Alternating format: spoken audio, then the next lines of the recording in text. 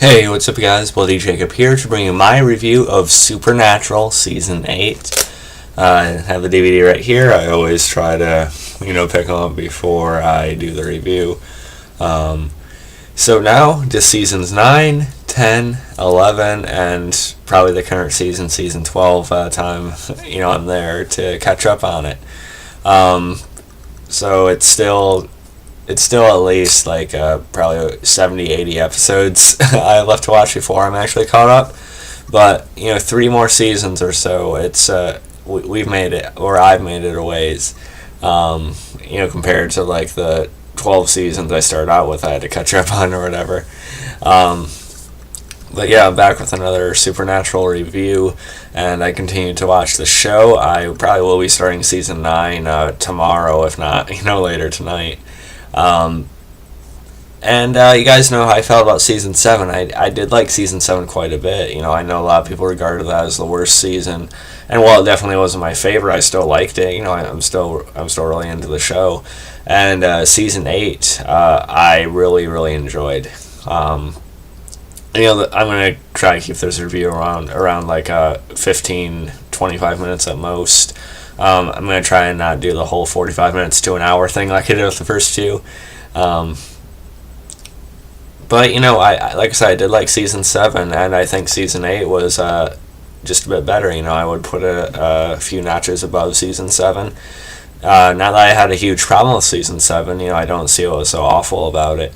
I still continue to like and enjoy the show. And Season 8, it hooked me even more so. I'll explain a little bit more as I go, but just the general story and the threat or main point of Season 8 I found to be a bit more interesting, and I ended up being entertained by the main idea of it a little bit more. Of course, with the tablets, the angel and demon tablets and such, I found that to be a little bit more interesting with what happened with that, as opposed to the whole Leviathan threat in Season 7. The Leviathans, though, they could have been a cool concept. They were a cool concept, and I sort of did like the effects for them, with their true forms and their heads and stuff or whatever, or whatever it was. But just the way they were sort of executed with Dick Roman and stuff, I didn't think it really worked too well. I didn't really think it really felt so much like a supernatural villain to me anyway. I don't know. But Season 8, it definitely improved upon that, I think. Our real threat in this season is probably Crowley. Crowley is a character I do still feel a little bit mixed about, but he's, in this season he's definitely sort of our big bad, but we also still have, those mischievous or those sort of shady, angel characters as well. But yeah, Crowley became even more of a focus in the season due to the search for the tablets. Kevin Tran got more of a role. I did like him more as I went along too. He matured. He sort of got a little bit more pulled into the darkness of it all with our brothers. So I like how he progressed as well. And again, just back to Crowley though. Mark Sheppard, he just does such an awesome job. I haven't talked about him enough yet. Like I said, he's great as this big bad. I like all the hello boys and things like that. But there's this scene in the season finale here, Sacrifice, where he just really impresses me. We'll talk more about that in a few minutes. But overall, it was just a really good season. I liked it a lot. Really interesting setup for Season 9 as well. So yeah, I have no quarrels with Supernatural. I still fucking love the show. I think it's one of the most amazing things I've ever seen. It's after Season 2, pretty much somewhere in Season 2, it became one of my favorite shows of all time already, and it's staying there for sure. Yeah, so those are just my overall general thoughts on the season. But of course, we'll try to go through the episodes as well, one by one. Again, though, I don't want to make this review an hour or two, so I'm not going to be able to go into all the details of everything. That's why it's called a general review. But, I will give a brief comment on each episode anyway. Episode 1, we need to talk about Kevin, Purgatory escapee Dean rejoins Sam tracked on Kevin Tran, a prophet with a revelation too hopeful to be true and too coveted by Crowley. And that's something else I want to touch on too before we get into those episodes. The whole purgatory thing this season was really interesting, I thought, too. That's something else that sort of put it a level above Season 7 for me. I liked how that was done. At first, when we seen Dean escape right at the beginning of the season, I was like, oh, come on, I kind of want to see him, trapped in purgatory for a while. I want to see, like, the intensity or, the stuff that happened there first before we just see him, up and around again and, the regular, Earth setting and stuff like that. But the way they did it, the way they pieced it together, the sort of mystery or sort of the way they layered, figuring out everything that happened there and why everyone was acting like the way they were after, I liked how they did that. From, of course, Dean's behavior to, Castiel, they kept that going for a while, what exactly happened with him there and how that changed, all of them. And we also meet this new character named Benny. Played by Ty Olsson. Ty Olsson's an actor I've seen a decent amount of now. From his brief role on iZombie to his role as one of the Grounders on The 100, another great CW show. To Benny. And I gotta say, Benny's probably my favorite role I've seen him in. Benny I found to be a really interesting character. You guys know how much I love vampires, so when they have like a prominent vampire character on the show and give him the attention, sort of the development and concentration they gave him, I just really got a kick out of it. Got a kick out of his character for sure. So I like the whole purgatory setting. It was basically like one big forest really. And you could argue that maybe they could have made it look a little bit more hellish somehow or something like fire. I don't know. But, that probably would have, meant a bigger budget and stuff. But, I still like the outdoor stuff. I still like the woods forest setting of it. Just that open emptiness and that chaos, every second that Dean, Benny, and everyone else had to go through there. I liked how Purgatory was done overall. And, of course, Dean has that, weapon, that big bladed thing I thought was really cool. And the flashes of Dean using that and going into action with Benny, it was really awesome. I loved all the Purgatory stuff. But yeah, we'll touch more on Benny as we go through the episodes. But yeah, so, of course, I like the introduction. Like I said, I like the basis of everything this season. Episode 2, What's Up, Tiger Mommy? After rescuing Kevin's mother, Sam and Dean discover she's a formidable ally when the tablet they seek goes up for bid in a demonic auction. And, this one I thought was okay. It wasn't one of the best. The season picked up for me a few episodes in. I liked the setup at first, but then it sort of, trudged a little bit until it got to around, episode... episode 5 or so. But, still, it wasn't a bad episode by any means. I still like every episode of Supernatural, if not really like or love it. So when I say it was an alright episode, it means pretty much a great episode for almost every other show. But yeah. So it was an alright episode. Then we had episode 3, Heartache. And that was about the brothers investigating unusual killings with a chilling connection. The victims all received organs from the same donor. And again, I'll admit, I don't remember everything about every episode, so I'm not going to be able to comment too in depth when it comes to most stuff, but I remember I did like this episode 4, Bitten. Investigating a bizarre college town murder, the Winchesters find 2 dead bodies and a laptop with some monstrous video footage in which the students are featured players. I do have some thoughts on the Bitten episode in a second, but I also wanted to talk about what was going on with Sam this season. I talked about Dean in Purgatory a little bit, and with Sam this season, you would think that apparently, Dean is gone for around a year in the regular world, and you would think that Sam was probably looking for him, right? But, it turns out that Sam actually sort of honored their, agreement. Ugh, sorry about that. Getting up in the morning and pushing carts in the snow will kind of do that to you. But anyway, But, Sam actually wasn't looking for Dean. He honored their agreement and tried to make a life for himself, tried to be happy and sort of just, be rid of it. But of course, that was, something they didn't actually want each other to do. It's just something they said, whereas they would both assume that they'd be out looking for the other. So throughout the season, we find out more about Sam and his relationship with this Amelia woman, and I like the actress who played her. I've seen some reviews of this season said that part of the story is a little bit weak when it came to certain other things this season. But, I still do feel for Sam. I feel for either of them when they're in situations like this, with, like, Dean and Lisa, and now you have, like, Sam and Amelia. And eventually you find out that she had this husband who was in the military and he's supposedly killed.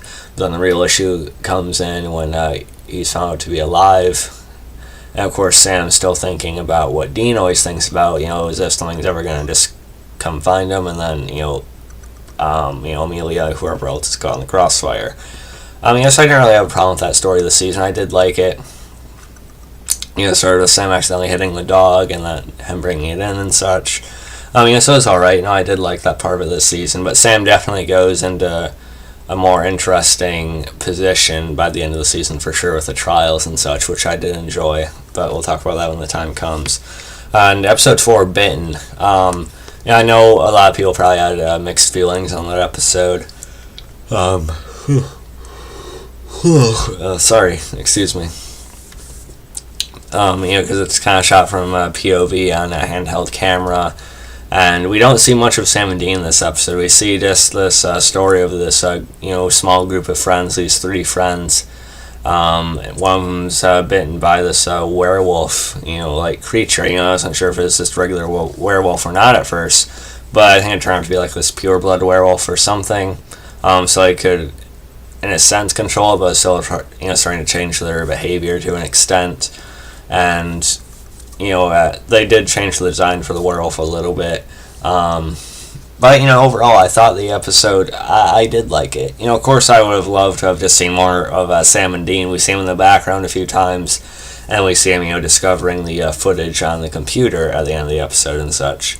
But, I thought it was a alright episode. It wasn't great. Like I said, I always want to see more of Sam and Dean, but I think the episode did work for what they're trying to do.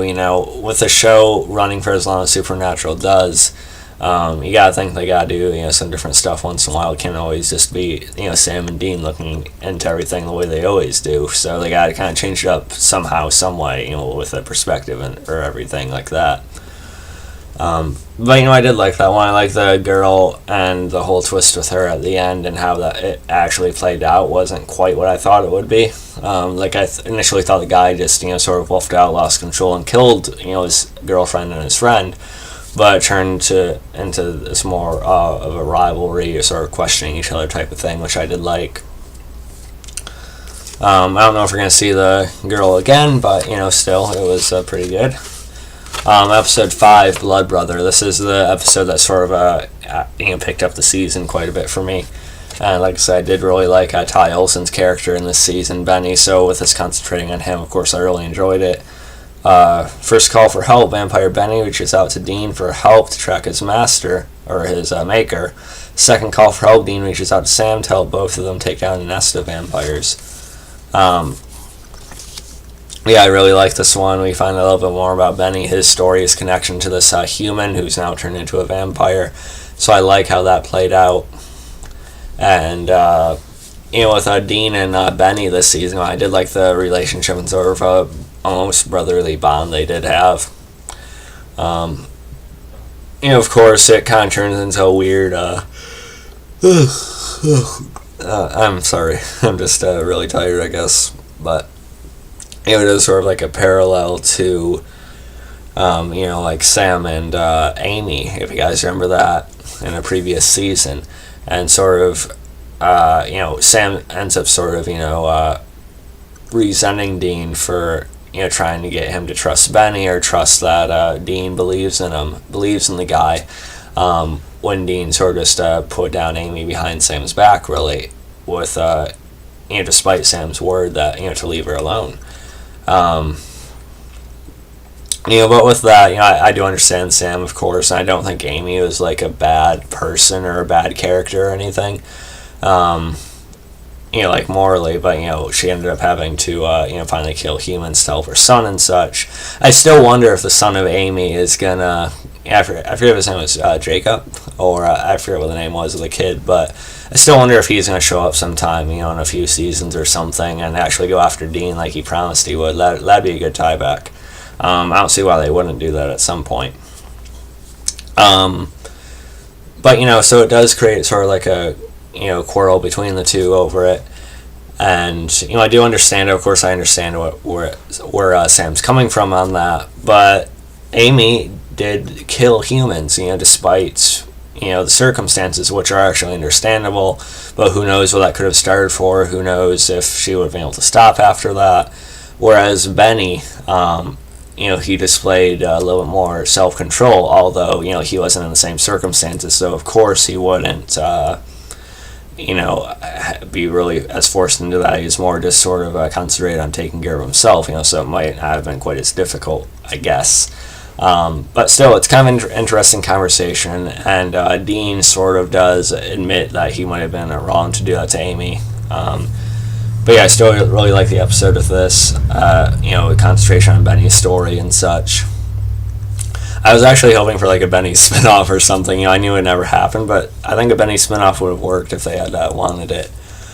The guy who played his maker, I thought he looked a little bit too young. I know they're immortal, starting from whatever age they returned, so this guy's probably just turned at a younger age, that's fine, but I think they could have picked a slightly different actor for his maker, but I still did like the episode quite a bit, and what unfortunately had to happen with his former love. He sort of goes off the rails a little bit again, or he sort of feels at a lower point with himself after this. Okay, I'm not going to be able to talk about every episode to the length I did that one, but still really liked Blood Brother. Episode 6, Southern Comfort. When a mother and son turn killer, the trail leads to a vengeful ghost with a I cannot read with a Abdiptus complex. Before that, it leads to Garth, DJ Qualls, who's doing his best to fill Bobby's shoes. And yeah, I do remember this episode. I did like it quite a bit too. Garth is a recurring character I like. I do like DJ Qualls. I really like him on Z Nation, his appearance on Breaking Bad and different things like that. I wish we would have seen more of Garth this season. We did see him a couple times, but I feel like he should be more of a reoccurring character. Instead of just like a guest star once in a while, maybe. But Garth, he's trying to he imitates Bobby throughout the episode, and I still really do miss Bobby. That's the one thing the show is missing right now, for me, is just that touch of Bobby. But, with that, I do appreciate and respect when shows do kill main characters, because that kind of brings you that sense of realism to their world, that it can happen. So I am glad they reminded us of that with Bobby, but at the same time, I definitely miss Bobby. And he does have a pretty special appearance in this season, which I'm pretty eager to talk about too. But yeah, anyway, Southern Comfort, I did like it. It turns out that, of course, Garth, he misses Bobby quite a bit too, and he gets kind of sensitive about it when Dean finally snaps on him about imitating him. Episode 7, A Little Slice of Kevin. Castiel appears back on Earth with no memory of how he escaped purgatory. Meanwhile, Mrs. Trans gets Kevin into trouble with Crowley when she trusts a witch. Let me look up something about this episode real quick, guys. I just want to make sure I'm remembering something correctly. Hold on a second.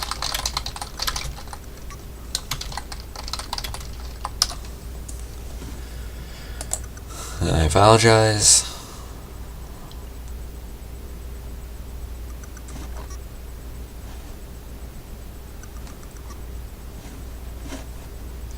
Alright, one more second, I promise. Alright, but yeah, I did like this episode. Although I will admit, I'm getting slightly tired of Castiel always having to come back somehow, or to remember who he is. It's starting to get just a wee bit repetitive at this point for me anyway. But still, I do like whenever Misha Collins comes back, and I'm glad they've kept Castiel around for sure. So I did like this episode. And Mrs. Tran, she was alright. She is sort of she is this really tough mom, but she ends up being killed sort of off screen a little bit later into the season. Episode 8, Hunter Hierarchy. Toontown Terror, small town demise is triggered by basically like animated, cartoon moments or features or elements and stuff like that.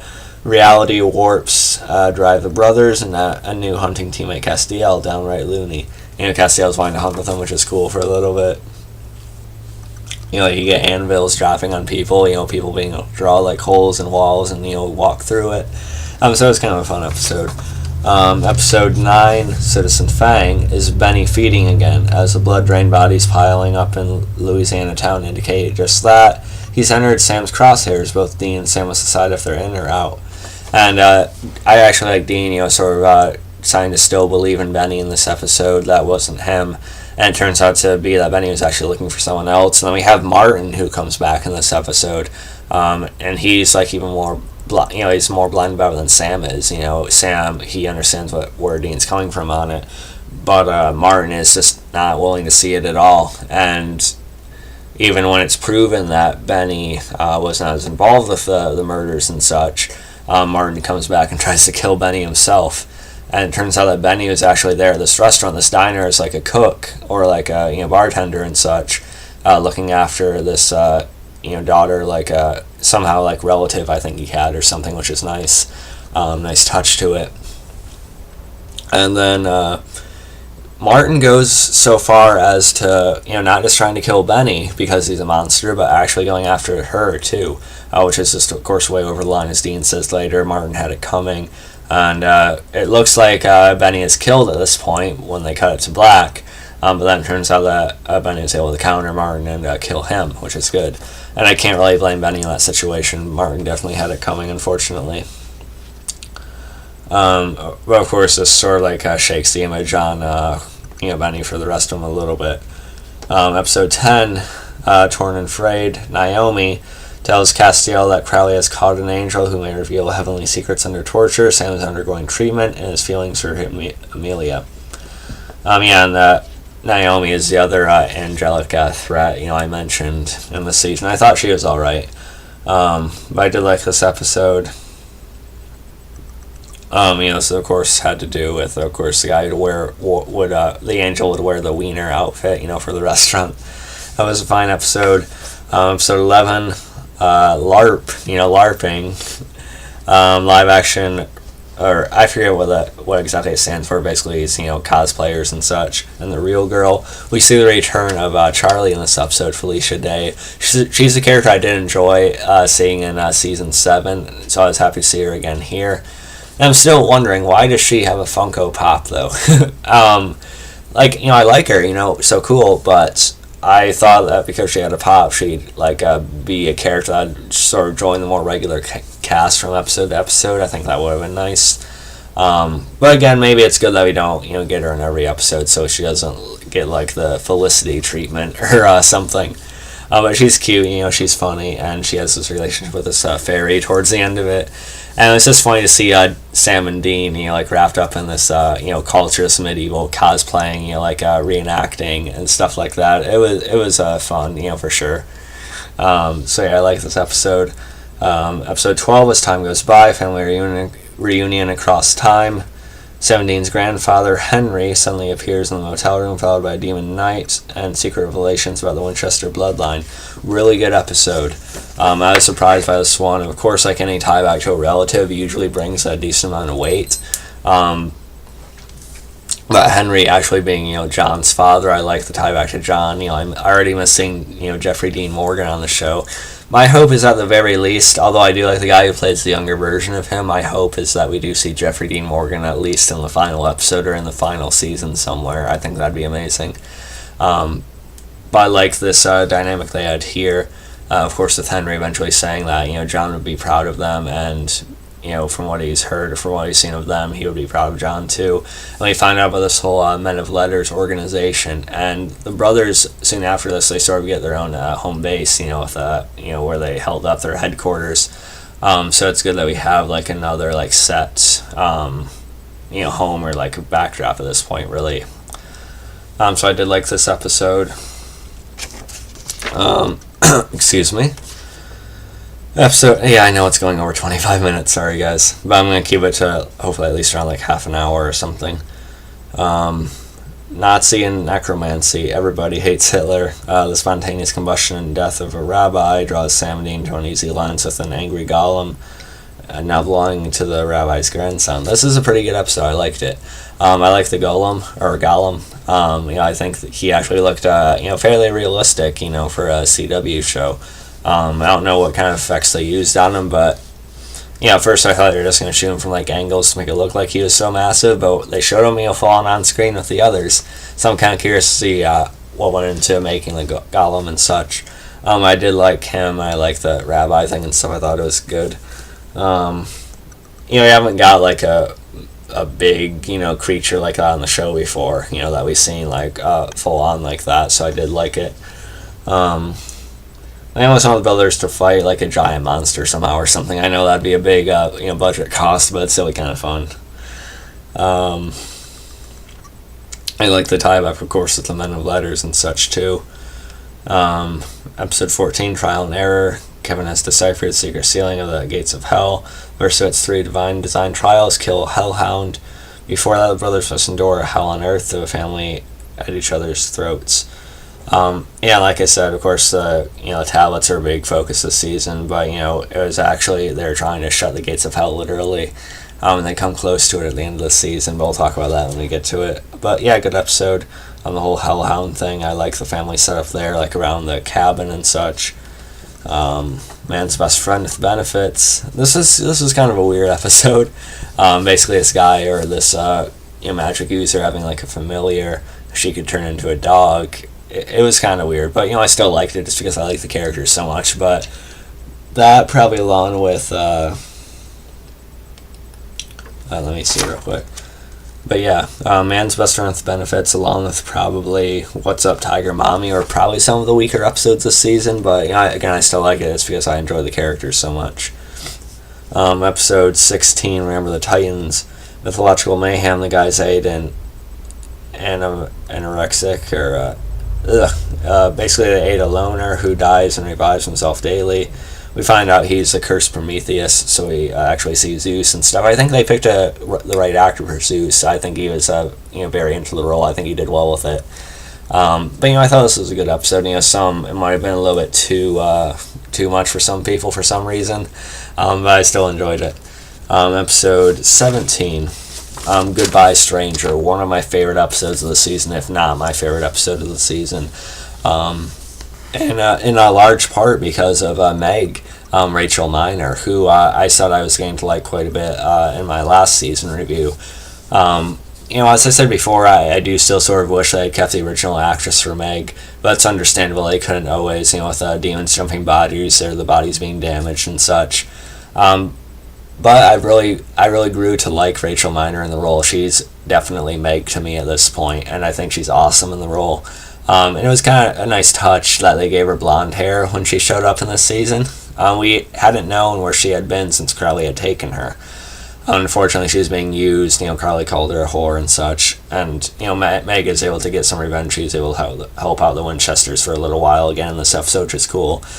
Just how she's developed, though, how she's been more willing to help them and actually form like some kind of friendship with them has been nice, I think.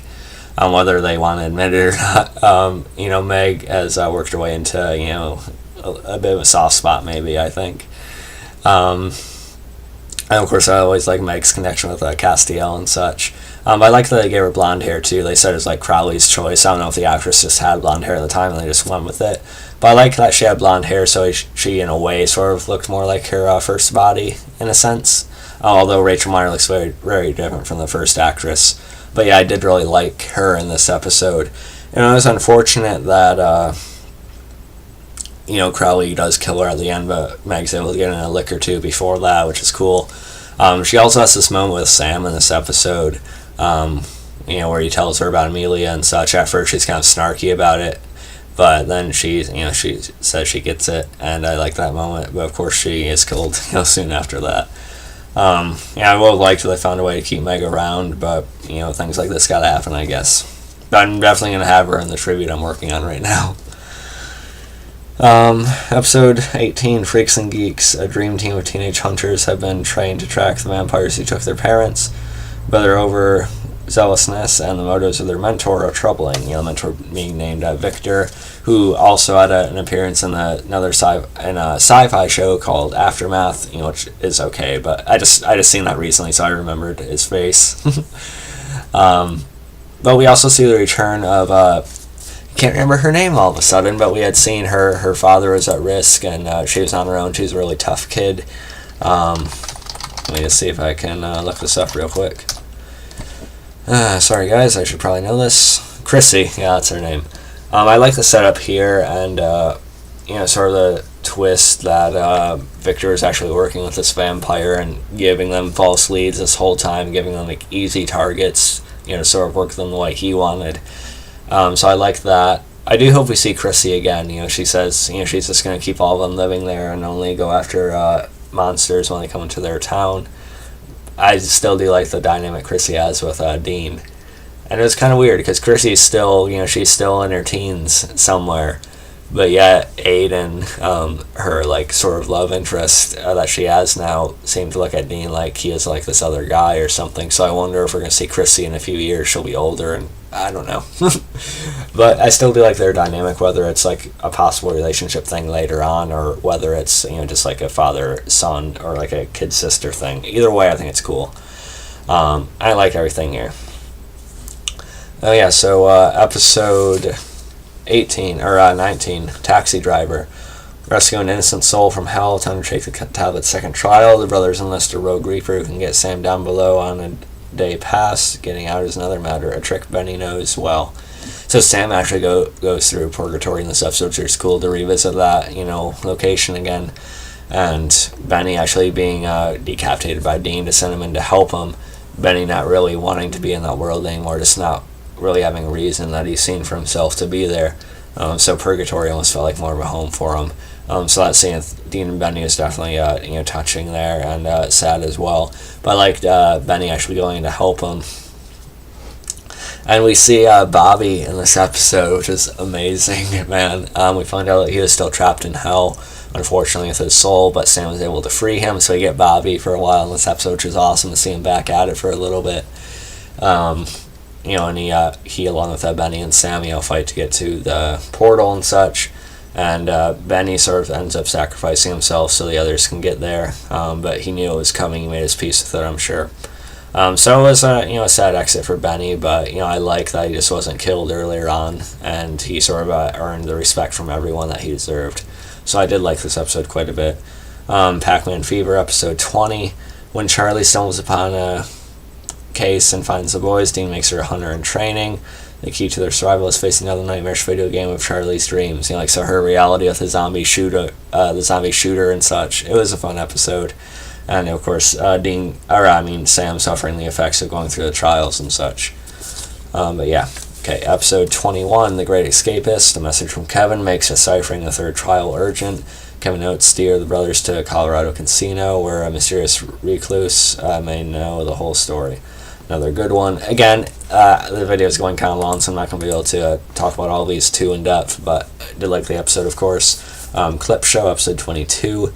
Digging through the Men of Letters files turns up a file of an exorcism that could be the key to the third trial. Metatron lists Castiel to take on heavenly trials of his own, which I found to be sort of interesting for Castiel deciding, what he's going to undertake and such. And eventually the lines get blurred in the finale, episode 23 here, Sacrifice, where we find out that Metatron actually has this far different agenda. It's going to end with Sam actually dying from the trials.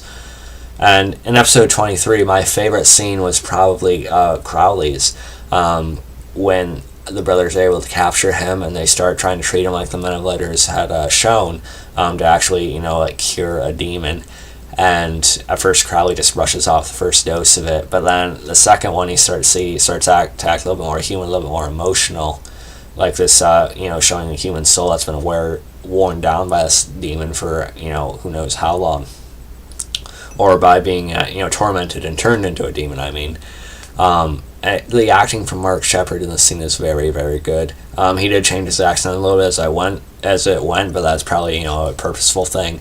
But the acting from here is great. And the line he has to Sam about, just like the toll wanting this forgiveness and having lost regret takes, it was really good. And I can't do it justice by trying to repeat the dialogue or anything, but I liked it quite a bit. He does call in reinforcements at one point, but of course that's thwarted when she just ends up wanting to kill Crowley as well, or just not respecting him as the king of hell. There's more to it than that. I'm just butchering the story right now at this point. But then we see falling angels at the end of the season. We get sort of that graphic we see on the season 9 cover, everything falling in the background. And so I'm curious as to where that's going to go. All these angels on Earth, these stuck, a lot of stuck up, new threats for sure. But I'm sure there'll be a lot of different interests and a lot of different perspectives with the whole thing. But it should be a good setup for season 9. I'm eager to see where it goes for sure. So yeah, overall I really liked season 8. I enjoyed, I did like season 7, but I think 8 was quite a bit better. And it was probably about on par with season 6 for me, if not a little bit higher. But yeah, let me know what you guys thought about the season. If I had to rate it, it's kind of weird for me to rate like whole seasons, but I rated season 7 a solid B, so I'll at least give season 8 a B+, if not A-. So yeah, I really enjoyed the season. Let me know what you guys thought about it. If you actually watched the little video, thank you. If not, I get it. But yeah, hope you guys enjoyed the video. Follow me on Facebook, Twitter, subscribe, and I'll catch you guys next time. Peace.